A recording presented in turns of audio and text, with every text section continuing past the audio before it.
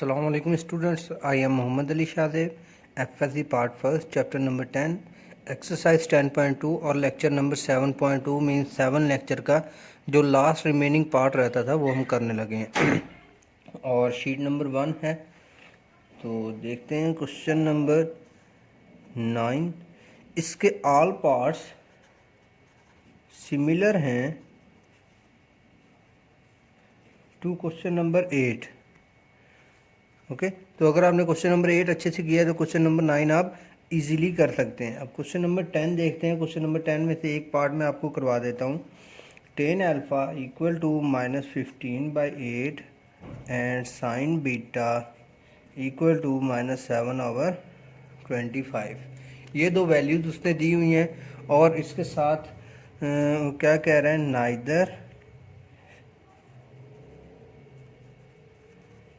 neither the terminal side of angle of measure alpha and beta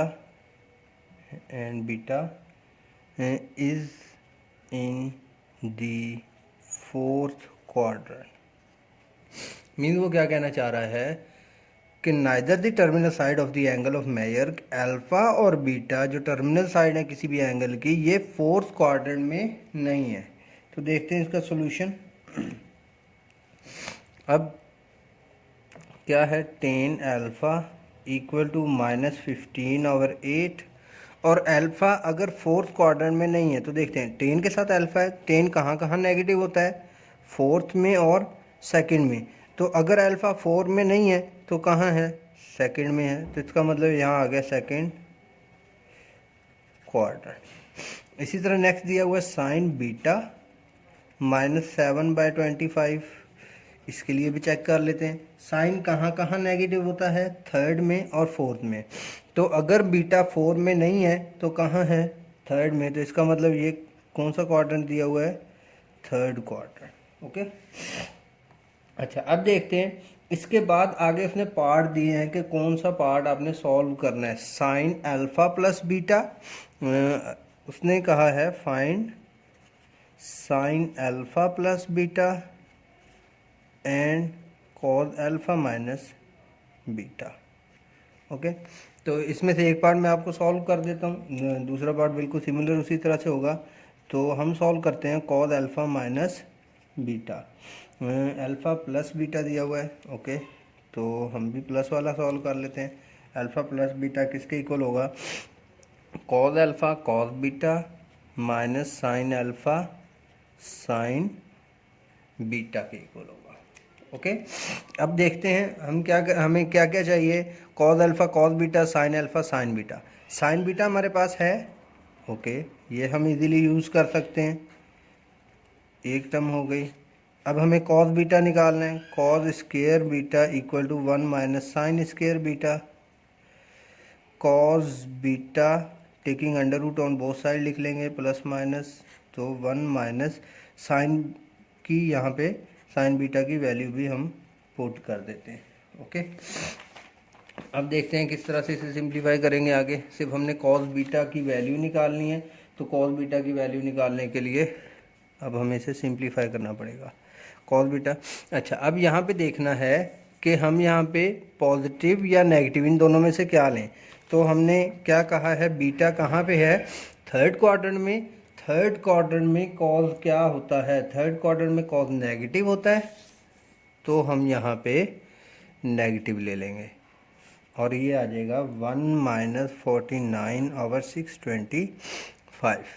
ये minus वैसे ही LCM ले लेते हैं। 625 - 49 डिवाइडेड बाई 625 माइनस वैसे ही ऊपर वाली टर्म बनेगी 576 और नीचे 625। तो इन दोनों के अंडर रूट ख़त्म करेंगे तो कॉस बीटा आ जाएगा -24/25। ओके अब नेक्स्ट देखते हैं। हमारे पास कॉस बीटा और साइन बीटा आ गया। अब हमें यहाँ पे पुट करने के लिए और क्या क्या चाहिए, साइन अल्फ़ा और कॉस अल्फ़ा। तो ये अल्फ़ा वाली टर्म लिख लेते हैं। टेन अल्फ़ा जो हमें गिवन है 15/8। इसकी हेल्प से, स्टेन की हेल्प से अब मैंने क्या क्या निकालना है, साइन और कॉज। तो देखते हैं, एक फार्मूला है फंडामेंटल आइडेंटिटीज में से 1 + tan square alpha, second square alpha equal to 1 + tan square alpha, taking under root on both side. तो सेकेंड अल्फा आ जाएगा +-1 प्लस यहाँ पे टेन की वैल्यू भी पुट कर देता हूँ 15/8 और इसका स्क्वायर। ओके, तो अब देखना है अल्फा किस क्वाड्रेंट में हमने देखा था, सेकंड क्वाड्रेंट में। सेकंड क्वाड्रेंट में सेकंड क्या होता है, सेकंड क्वाड्रेंट में नेगेटिव होता है, तो यहाँ पे हमने नेगेटिव ले लेना है इन दोनों साइन में से। और 1 प्लस, अब इसे सॉल्व करना है तो 15 का स्क्वायर 225, नेगेटिव स्क्वायर की वजह से ख़त्म हो गया, और 8 का स्क्वायर 64। नेगेटिव एलसीएम लेते हैं, 64 + 225 और 64, ये दोनों ऐडअप होंगी। तो second alpha equal to -√289/64। Okay, ये टर्म आ गई। तो इनके अंडर रूट दोनों वैल्यूज़ के ख़त्म करते हैं, तो सेकेंड अल्फ़ा आ जाएगा -17/8। सेकेंड वाली टर्म को उल्टा देंगे तो कॉज अल्फ़ा आ जाएगा -8/17। यहाँ पे आप आर्गूमेंट साथ साथ देते रहेंगे कि सेकेंड अल्फ़ा 1/cos अल्फ़ा होता है। अब कॉज से आपने साइन निकालना है, तो sine square alpha equal to 1 - cos square alpha होता है। Again fundamental identity, square root लेंगे दोनों साइड पे, साइन अल्फ़ा इक्वल टू +-1 यहाँ पे कॉस की वैल्यू पुट कर देता हूँ और इसका स्क्वायर, प्लस लें या माइनस लें, ये कहाँ से, अल्फ़ा सेकंड क्वाड्रेंट में, सेकंड क्वाड्रेंट में साइन पॉजिटिव होता है तो यहाँ पे प्लस ले लिया, 1 - 64/289, ये इन दोनों की स्क्वायर ले ली, नेगेटिव स्क्वायर की वजह से ख़त्म हो गया। इसके बाद एलसीएम लेते हैं, 289 - 64 डिवाइडेड बाई 289, 289 - 64 225 होता है, और 289 अंडर रूट, तो साइन अल्फ़ा आ गया, साइन अल्फ़ा 15/17। तो ये साइन अल्फ़ा की वैल्यू और ये कॉज अल्फ़ा की वैल्यू।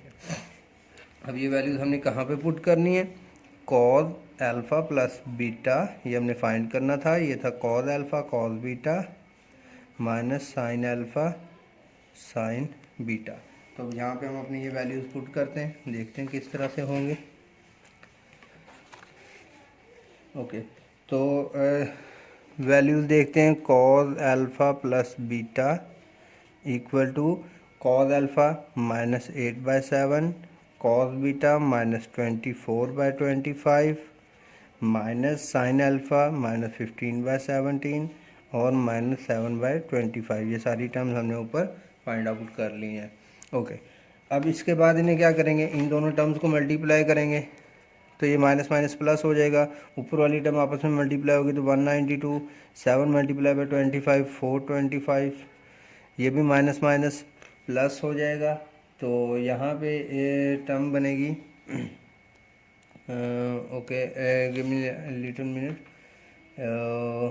हमने जो वैल्यूज़ निकाली हैं उसमें साइन की वैल्यू पॉजिटिव है, तो ये वाली टर्म पॉजिटिव है, मीन ये देखिए साइन 15/17 है, हमने यहाँ पे -15/17 ले लिया था, तो 15/17 माइनस माइनस प्लस हो गया, 15 × 7 105, 17 × 25 4, ओके यहाँ पे भी 17 था, 425।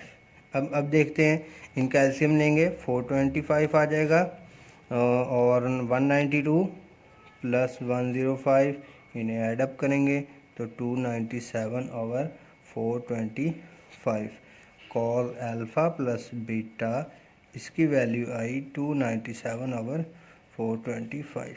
तो ये हमारा रिक्वायर्ड आंसर है। ओके, इट्स वेरी सिंपल, आपने सिर्फ ये फार्मूला लिखना है जो उसने गिवन दिया होगा, इसमें ये सारी वैल्यूज़ कंप्लीट करके यहाँ पे पुट कर देनी है।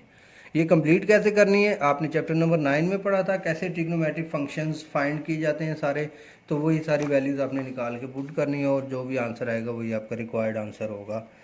ओके, अब चलते हैं क्वेश्चन नंबर 11 की तरफ। क्वेश्चन नंबर 11 इम्पॉर्टेंट भी है और इस तरह की एक एग्जाम्पल भी है, तो आप यहाँ से क्वेश्चन समझ के बिल्कुल उसी तरह से इसकी एग्जाम्पल भी कर लेंगे।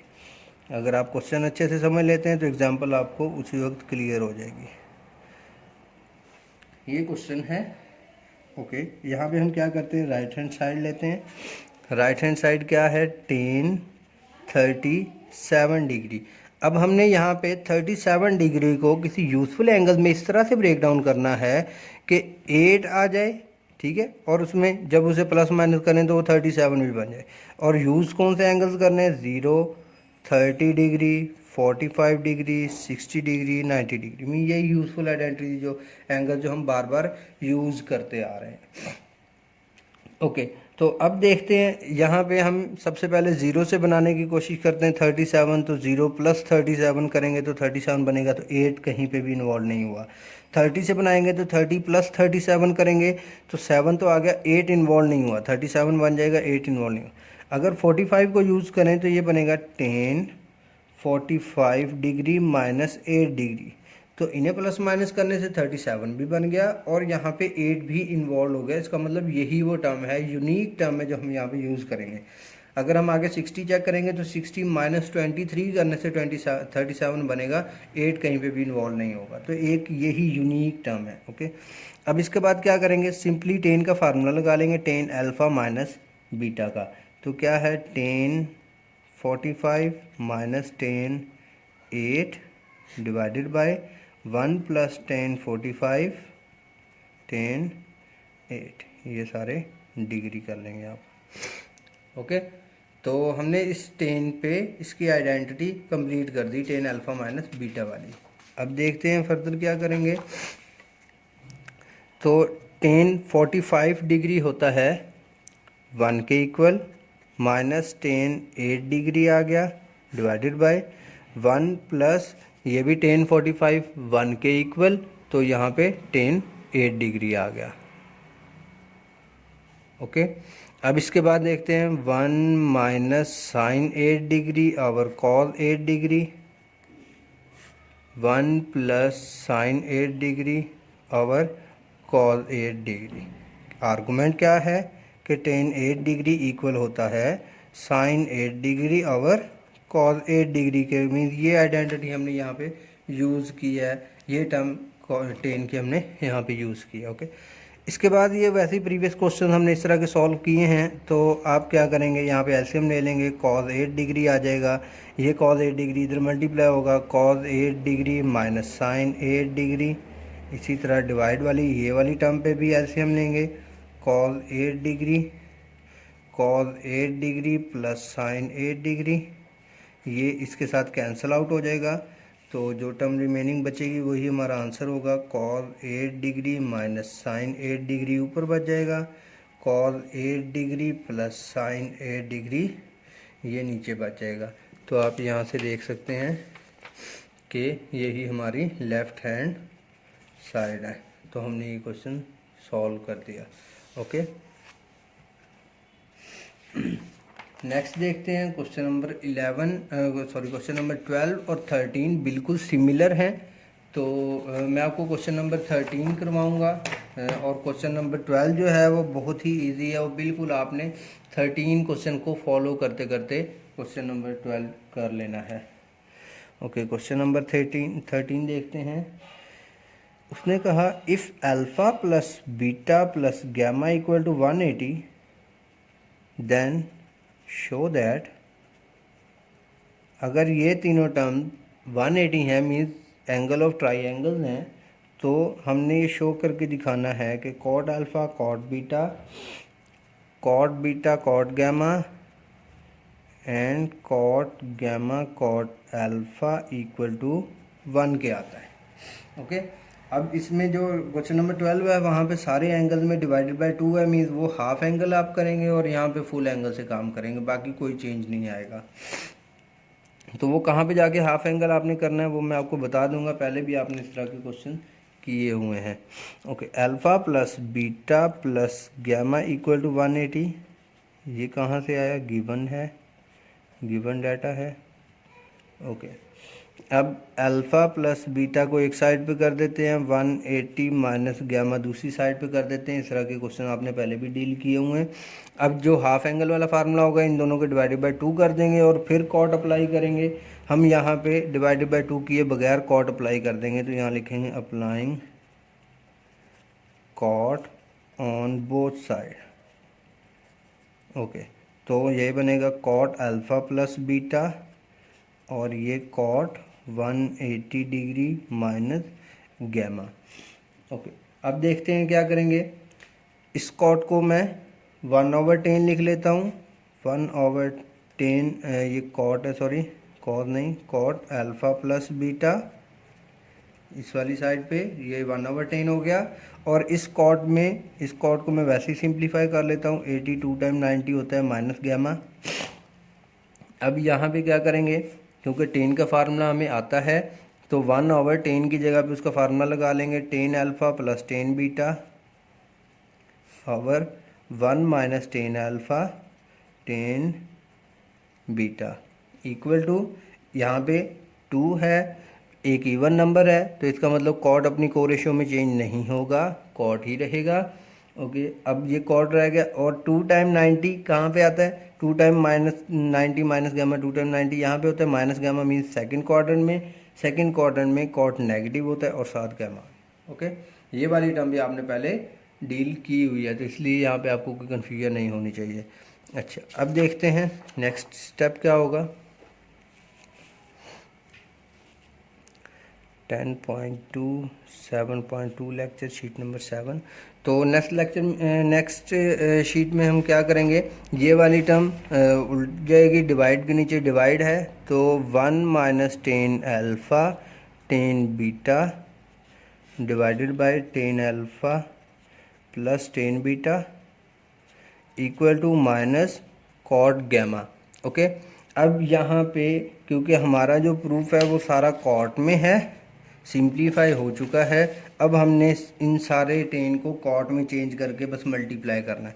तो देखते हैं 1 माइनस इसे कॉट लिखते हैं, cot alpha cot beta divided by यहाँ पे भी cot alpha plus cot beta equal to minus cot gamma.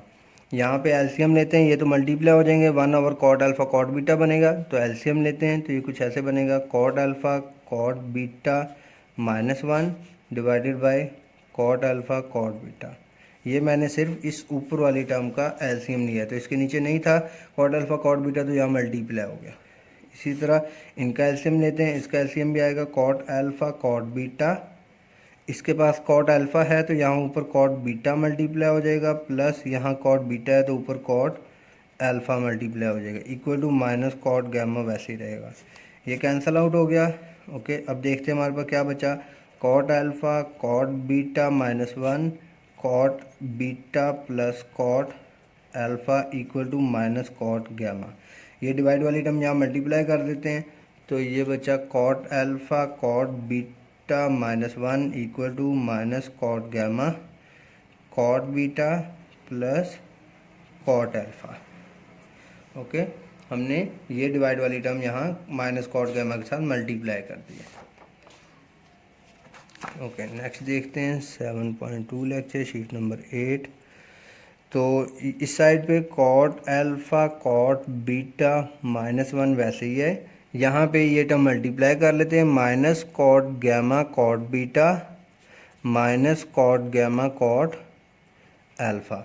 ये दोनों टर्म इस साइड पे ले आते हैं, तो यहाँ पे आके ये क्या बन जाएंगी, पहले मैं कॉट अल्फ़ा कॉट बीटा लिख लेता हूँ, कॉट अल्फ़ा कॉट बीटा, ये इधर आके प्लस हो जाएगी, तो इसे मैं लिखता हूँ plus cot beta cot gamma, क्योंकि ये कॉट गैमा कॉट बीटा आपस में मल्टीप्लाई हो रहे हैं, कम्यूट हो सकते हैं, कॉट बीटा पहले लिखा जा सकता है, कॉट गैमा बाद में लिखा जा सकता है, जैसे 3 multiply by 2 2 multiply by 3 same होते हैं, तो बिल्कुल सिमिलर उसी तरह ये वाली टर्म भी जब इस साइड पे आएगी तो यहाँ के प्लस बन जाएगी, cot gamma cot alpha equal to, यहाँ पे 0 बचेगा, ये जो -1 है उधर जाके प्लस का 1 हो जाएगा।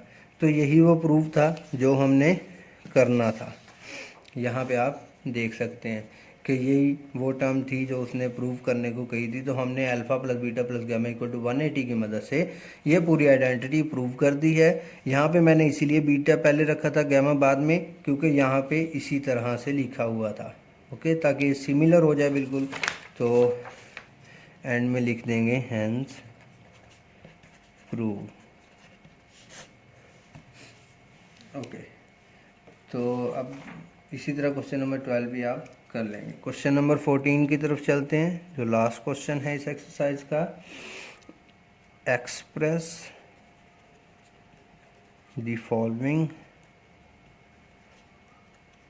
Into the term of r sin theta minus phi where theta and phi is in first quadrant, okay. ये उसका क्वेश्चन है। वो कह रहा है कि जो फॉलोइंग आपको कुछ पार्ट्स दिए गए हैं 14 के, उसे एक्सप्रेस करें। R sine theta minus five भी दिया हुआ है और R sine theta plus five भी दिया हुआ है। अब आप 14 का जौन सा पार्ट सेलेक्ट करेंगे उसमें अगर तो आप प्लस वाला क्वेश्चन सेलेक्ट करते हैं जिसके दरम्यान में प्लस दिया हुआ है, तो ये भी प्लस वाली कंडीशन यहाँ से पिक कर लेंगे। और अगर नेगेटिव वाला क्वेश्चन सेलेक्ट करते हैं तो ये भी नेगेटिव वाली कंडीशन आप यहाँ से पिक कर लेंगे। तो मैं आपको 14.5 करके दिखा देता हूँ पार्ट। वो है sine 5 sine theta minus 4 cos theta. देखिए यहाँ पे नेगेटिव है, इस वजह से मैं भी ये नेगेटिव वाली टर्म ले रहा हूँ। उसने नेगेटिव वाली भी लिखी हुई है, पॉजिटिव वाली भी क्वेश्चन में लिखी है। तो अगर ये क्वेश्चन पॉजिटिव वाला लेंगे तो यहाँ पे भी पॉजिटिव वाली ले लेंगे और कोई चेंज नहीं आएगा, ना इसके मेथड में ना सोल्यूशन पे, ओके। तो देखते हैं अब ये टर्म। अब मैं यहाँ पे लेट कर लेता हूँ R sine theta minus five, ये वाली टर्म। ये कहाँ से लेट की है? गिवन डाटा से, ओके। तो अब देखते हैं इसे थोड़ा सा एक्सपेंड करके देखते हैं। ये आर आ गया, साइन थीटा माइनस फाइव का formula sine theta cos five minus cos theta sine five. अब इसे थोड़ा सा अरेंज करते हैं। अरेंज किस तरह से? 10.2 7.2 एंड 9। तो थोड़ा सा अरेंज करते हैं, मीन ये आर अंदर मल्टीप्लाई कर देते हैं और थीटा वाली टर्म बाद में लिखते हैं। Mean R cos five sine theta minus R sine five cos theta. अब मैंने थीटा वाली टर्म बाद में क्यों लिखी? क्योंकि मेरा क्वेश्चन ये गिवन था, मैंने इसे और इसे इन दोनों टर्म्स को कंपेयर करना था। अच्छा, अब इस वाली टर्म को जो क्वेश्चन गिवन है और ये जो हमने लेट की है या क्वेश्चन से हमने गिवन डाटा से निकाली है, इन दोनों को कंपेयर करते हैं, इसको और इसको। तो देखिए यहाँ क्या है? Sine theta sine theta. तो आर कॉस फाइव की जगह पे यहाँ क्या लिखा हुआ है? 5, मीन्स आर कॉस फाइव 5 के इक्वल है, ठीक है। हमने इस इक्वेशन को और इस इक्वेशन को कंपेयर करना है। साइन थीटा की जगह पे है 5, आर कॉस फाइव की जगह पे, इसका मतलब आर कॉस फाइव को सॉल्व किया हुआ है तो वो 5 आंसर आया। तो आर कॉस फाइव 5 के इक्वल है। इसी तरह माइनस के बाद वाली टर्म, माइनस माइनस कंपेयर हो गया, इसके बाद वाली टर्म कंपेयर करते हैं तो 4 किसके इक्वल है? आर साइन फाइव के। ये आर साइन फाइव के इक्वल 4 है। कॉस थीटा ये रहा, ओके। अब ये दोनों टर्म्स आ गई। अब हमने क्या करना है? हमारा टारगेट क्या है? हमने आर और फाइव फाइंड करना है। आर कैसे फाइंड करेंगे? इन दोनों इक्वेशंस को यहाँ लिख लेंगे, taking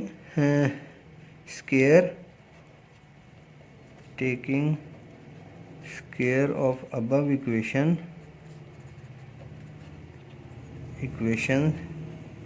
and then add up. अब इन अबव इक्वेशन का स्क्वायर लेते हैं और उन्हें ऐड करते हैं। तो R square cos square five left hand side में ऐड होती रहती है जब भी दो इक्वेशंस को हम ऐड करते हैं।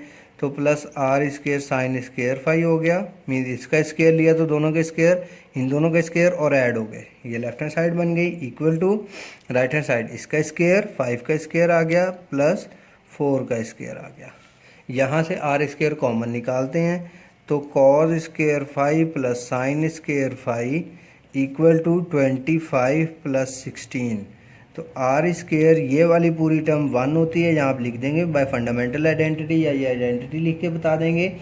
तो इक्वल टू क्या हो गया 41, R equal to taking under root on both side, तो यहाँ पे अंडर रूट ले लेते हैं 41 अंडर रूट, तो आर आएगा 41 अंडर रूट। प्लस माइनस में प्लस सेलेक्ट करेंगे क्योंकि रेडियस कभी भी नेगेटिव नहीं होता। इसके बाद हमारा क्या टारगेट है, अच्छा पहले ये आर की वैल्यू यहाँ पे पुट कर लेते हैं, तो cos 5 बनेगा, मीन्स आर जब हम यहाँ पे रखेंगे तो ये इधर आके 5 के नीचे डिवाइड हो जाएगा, cos 5 इक्वल टू आएगा 5 डिवाइडेड बाय 41 का अंडर रूट। इसी तरह इस साइड पे भी आर की वैल्यू 41 अंडर रूट रखेंगे, इधर आके 4 के नीचे डिवाइड हो जाएगी, तो sin 5 equal to 4/41 under root आ गया। कॉस और sin 5 निकाल लिया। अब हमने फाई निकालना है, तो फाई निकालने के लिए क्या करेंगे देखते हैं। 10.2 7.2 शीट नंबर 10, तो यहाँ पे हम यूज़ करेंगे tan फाई को। जब भी फाई निकालेंगे तो आप आगे भी फर्दर याद रख लें कि हम हमेशा tan से निकालते हैं, क्योंकि हमारे पास एक बेसिक आइडेंटिटी आई हुई है tan, तो इसीलिए कॉमन यूज़ है tan का। sin phi over cos phi, sine की वैल्यू 4/41 अंडर रूट, कॉस की वैल्यू 5/41 अंडर रूट, ये कैंसिल हो गई, तो 4/5 phi equal to tan inverse 4/5, तो ये फाई की वैल्यू आ गई, और ये ऊपर हमने आर की वैल्यू फाइंड कर ली थी। हमारा टारगेट यही था, हमने फाई और आर फाइंड करना था। अच्छा, अब क्वेश्चन से आपको कैसे आइडिया होगा कि आपने फाई और आर फाइंड करना है, तो उसने यहाँ क्या कहा हुआ था, एक्सप्रेस करें इन इस टर्म को इस पे, ठीक है। अब देखें, जब इसको इस पे एक्सप्रेस करने का मतलब है कि जो जो चीज़ यहाँ पे नहीं है इसमें मौजूद है वो बताएं। अब थीटा यहाँ पे भी थीटा ही है, यहाँ पे भी थीटा ही है, तो वो एंगल थीटे का थीटा ही रहेगा, उसे हमने बताना ही नहीं है।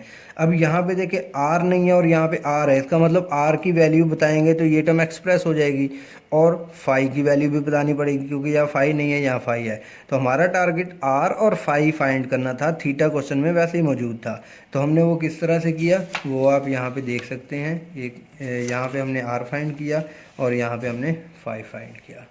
ओके, इन्हें अच्छे से प्रिपेयर कीजिएगा क्वेश्चन। तो अगर कोई भी इशू होता है तो आप डिस्कस कर सकते हैं। चैनल सब्सक्राइब करना ना भूलिएगा। Thank you very much. अल्लाह हाफिज़।